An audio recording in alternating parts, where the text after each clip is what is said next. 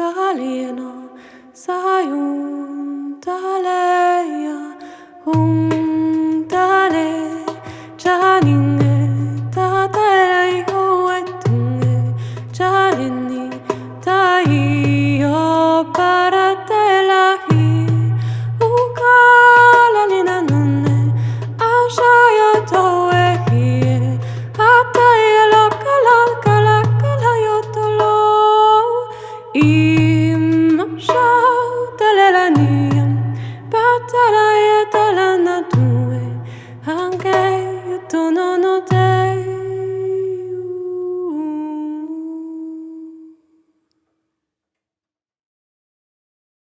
Marguerite sut très vite qu'elle n'était pas seule à s'être jetée, sans rien vouloir ni rien penser, dans cet océan débordant de lumière.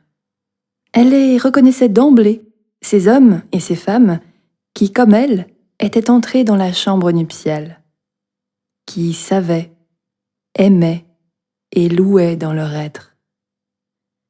Elle les reconnaissait à une qualité de présence, d'ouverture, d'accueil et d'abandon. Leurs âmes diffusaient autour d'elles, comme un même parfum de chair, la bonne odeur de Dieu. En abandonnant la terre ferme pour la mer vague, Marguerite était devenue, de fait, clairvoyante sur les âmes. Sa chair, son cœur et son esprit se faisaient clarté. Sa chair, son cœur et son esprit se faisaient voyance. Elle devinait l'ouverture du cœur et la noblesse d'âme au port d'une tête, au serrement d'une main, à l'éclat d'un regard ou au ton de la voix. Elle savait si elle avait devant elle une âme de tissu sourd et grossier ou une âme épouse de la lumière. Elle devinait, dans sa chair, son cœur et son esprit, où les âmes demeuraient. Si elles étaient à l'écoute, aimant et louant à l'unisson du cœur du vivant. Si elles étaient nées et vivantes. Pour cela, il n'y avait nul besoin de langage ni de paroles. Les siens, ceux de son lignage, n'avaient pas besoin de lui parler de ce royaume qui s'était révélé à eux. Parfois même, ils n'en savaient rien, tout en sachant, sans le savoir. Marguerite comprenait que ces hommes et ces femmes ne voulaient ni ne pensaient l'état de leur être. Ils étaient là, et c'était tout. Non pas ailleurs, mais présents à cet océan de lumière. Leurs gestes étaient tout simplement fluides et souples, sans armure ni bâton. Le vouloir et la pensée les avaient quittés, ne laissant plus en eux qu'un silence intérieur. Ils n'étaient pas perdus dans leurs pensées ni dans leurs rêves, absents d'une présente vie, toujours présente. Ils étaient sens en éveil, entrant en résonance, comme un trèfle à 5 sens. La noblesse d'âme transparaissait aux yeux ouverts de Marguerite, même dans les visages les plus défigurés par les épreuves et la souffrance. Même dans les mains nouées par l'arthrose, déformées par la vie, le grand âge, la vieillesse. Même dans les dos courbés et bossus. Même dans les jambes raides et les boitements de pieds. Car, en toutes circonstances, l'âme noble rayonnait, désencombrée d'elle-même, à l'écoute et toute résonance. Elle vibrait, que ce soit au soleil, au vent ou à la pluie, dans sa demeure de chair. Elle n'était jamais froide comme la mort, emmurée dans des raisonnements. Elle était chaude comme la vie, transmettant comme le feu sa chaleur. L'âme noble était un feu vivant, apportant la lumière. Elle veillait comme une lampe allumée dans la nuit. Chaque jour, Marguerite alimentait le feu dans sa cheminée pour cuire sa soupe dans le chaudron, et elle contemplait les flammes, le feu du Dieu vivant. Elle savait que les siens, ces âmes nobles de haut lignage, étaient tous passés par l'épreuve du feu, et qu'ils en avaient été purifiés. Ils n'étaient plus seulement matière à combustion, bois sec donné aux flammes, mais ils étaient devenus, par l'action transformante du feu, flammes elles-mêmes, feu lui-même, cette force de transformation. Ils brûlaient vifs, se donnant aux flammes, s'anéantissant dans les flammes de vie. Car ce feu qui les brûlait en lui était un feu d'amour, scellant l'union entre deux amants. De deux, l'âme et Dieu, le feu ne faisait plus qu'un. Un seul et même être, un seul et même cœur, une concorde parfaite. Que ce soit dans la salle voûtée de l'hôpital ou dans les livres de la bibliothèque, Marguerite reconnaissait les siens et apprit à voir en eux la main de Dieu. Les âmes nobles étaient comme des simples, ces plantes médicinales cultivées dans le jardin du béguinage et utilisées pour ramener à la vie. Elles étaient des âmes simples. Par leur seule présence, Marguerite savait que ces âmes sauvaient, apprenant aux personnes malades à guérir et aux personnes mourantes à mourir, les conduisant en silence vers cette chambre intérieure, au-delà et en deçà d'elles-mêmes, où la souffrance, les ténèbres et la mort ne pouvaient les atteindre, car y régnait la joie, la lumière et la vie. Ces âmes simples sauvaient, car le vivant agissait par elles et sans elles. Il n'y avait en elles plus aucun « il faut » à imposer de force, juste un immense « tu peux » à offrir généreusement à tous. Vivantes, elles accueillaient tout simplement la vie. Un jour de Noël, où le froid avait saisi la ville de Valenciennes, mais où la naissance de l'enfant Jésus réchauffait les cœurs, Marguerite vit en ces âmes simples la source vive de l'Église. Une sainte Église la grande, irriguant sainte Église la petite. Comme si Dieu lui-même se faisait présent sur la terre par leur entremise. Ces âmes, épouses de la lumière, étaient bien les yeux ouverts par lesquels Dieu regardait le monde. Elles étaient des yeux, des mains, des sourires, des présences, par lesquels sa puissance de vie, de sagesse et d'amour œuvrait, chaque jour, pour que le monde tourne et que les eaux des rivières se perdent dans la mer. Car ces âmes simples n'étaient plus des chercheuses de Dieu, mais des hommes et des femmes en Dieu. Ce sel fin qui empêche la pêche miraculeuse de se corrompre hors de l'eau. Marguerite, qui avait toujours fait corps avec sa ville et ses sœurs béguines, se mit donc à faire corps avec ceux et celles dont elle partageait le lignage. Elle savait qu'ils se reconnaissaient entre eux. Ils étaient des miroirs l'un pour l'autre. La surface polie d'un miroir où reflétait leur nature profonde.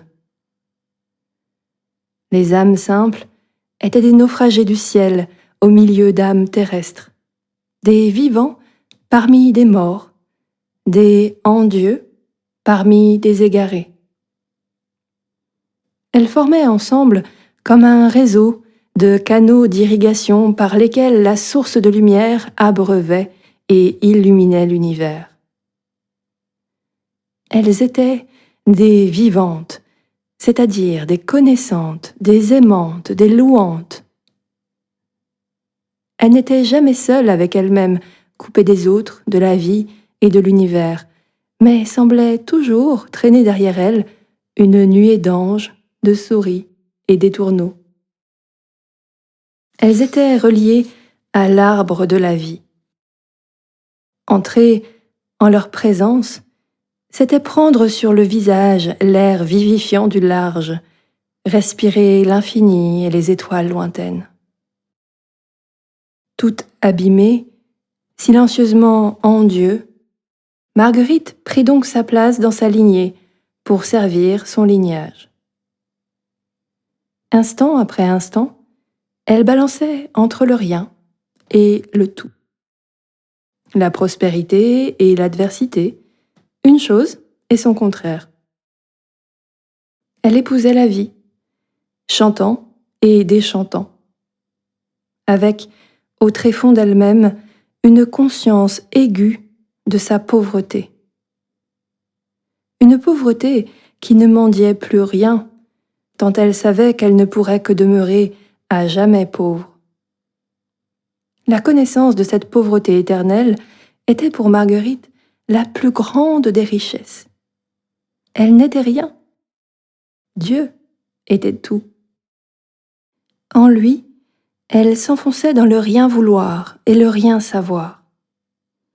Oublieuse d'elle-même et tout entière à lui. Brûlant intérieurement de son amour, de sa paix, de sa douceur et de sa joie. Libre dans ses actes, car innocente en tout, dans une pureté de cœur et une paix intérieure. Puisant dans son humilité, unité, sagesse et sanctification.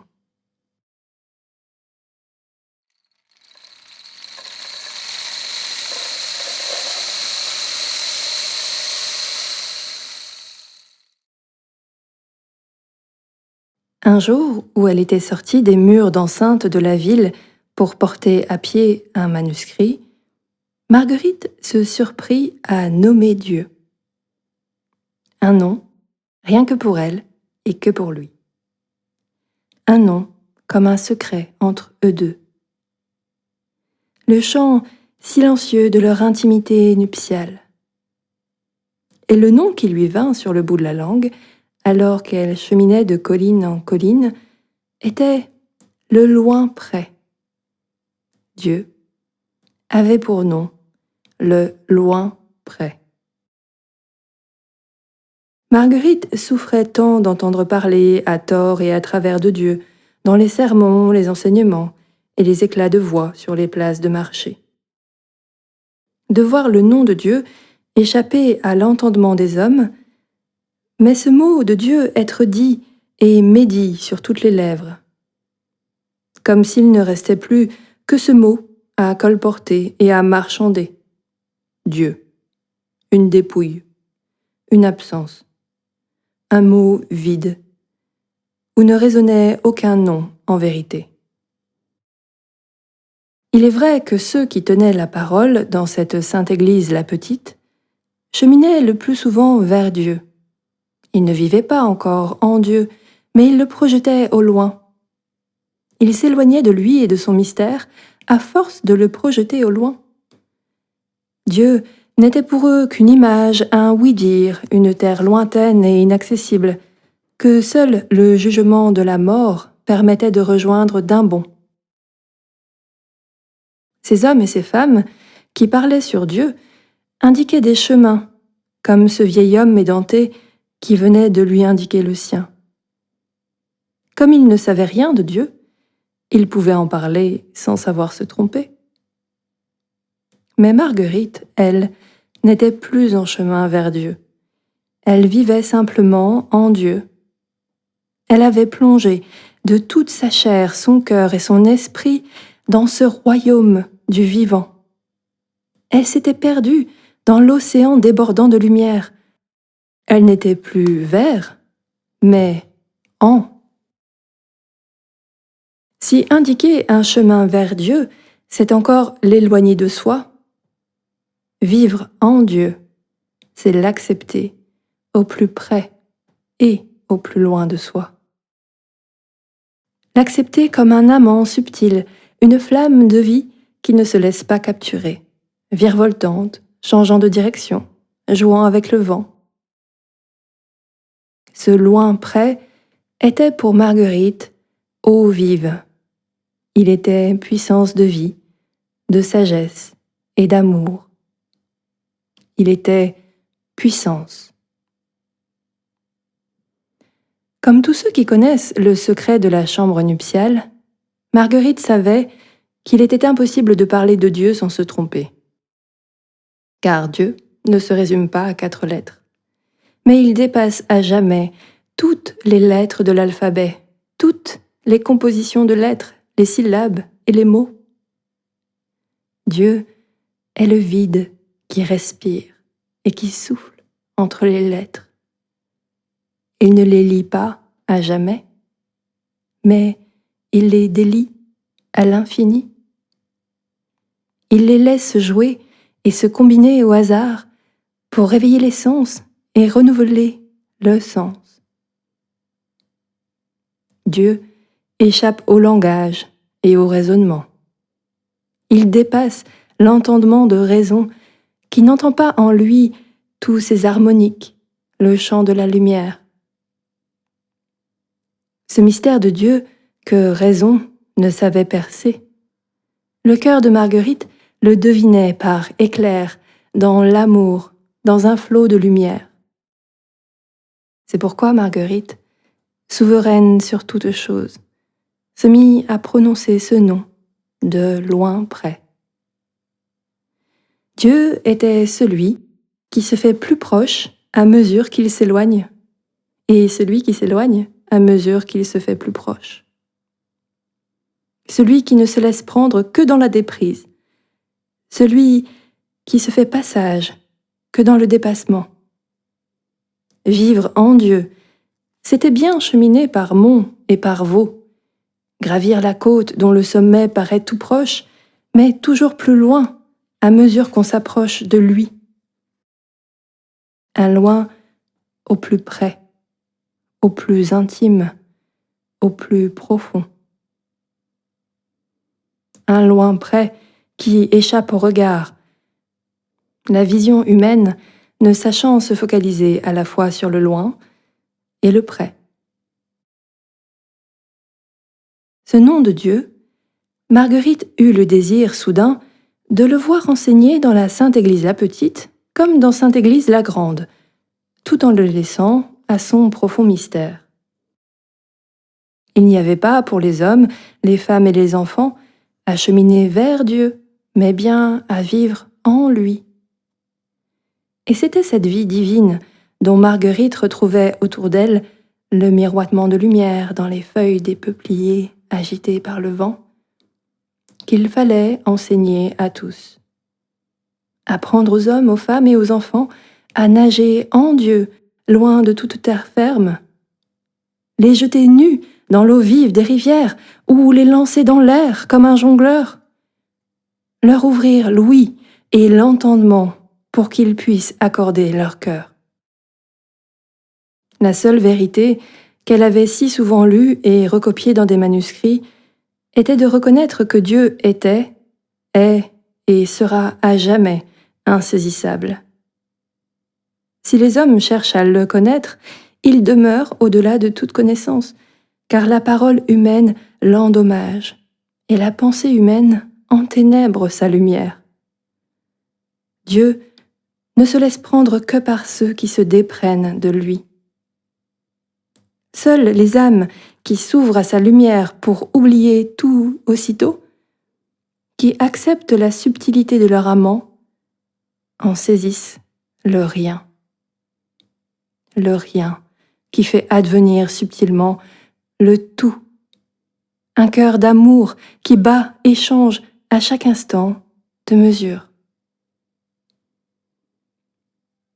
Ce Dieu insaisissable, Marguerite en saisit ce jour-là toute la puissance dans la poussière du chemin, les herbes folles des bas-côtés, les hirondelles qui tournoyaient au-dessus de sa tête, le lent défilé des nuages. Il était bien la force du courant et de l'advenir, la force des eaux vives qui coulent en source, en rivière et en fleuve. Celui qui calme et fait tempête sur terre comme au ciel. C'est à cette puissance de vie, de sagesse et d'amour que Marguerite s'abandonnait dans son désir du royaume. Elle s'abandonnait à elle pour tirer son être du Père, porter du fruit avec le Fils, s'unir à la volonté d'amour de l'Esprit. Elle acceptait de s'y abandonner sans rien savoir sur lui, sans savoir d'où il est, ce qu'il est et qui il est. Elle n'était que confiance et abandon. Parvenue sur les berges de la Rhônelle, elle plongea son regard dans la rivière pour y contempler l'infini. Mais le visage du loin près sembla se diluer dans l'eau. Elle avait beau, dans son silence et sa prière, se mirer dans les eaux, la rivière engloutissait ce visage. Il ne lui restait plus qu'à se baigner, et en se baignant, à sentir la force du courant. Ce visage englouti était juste puissance de vie, de sagesse et d'amour, puissance de Dieu, fait méandre et eau vive.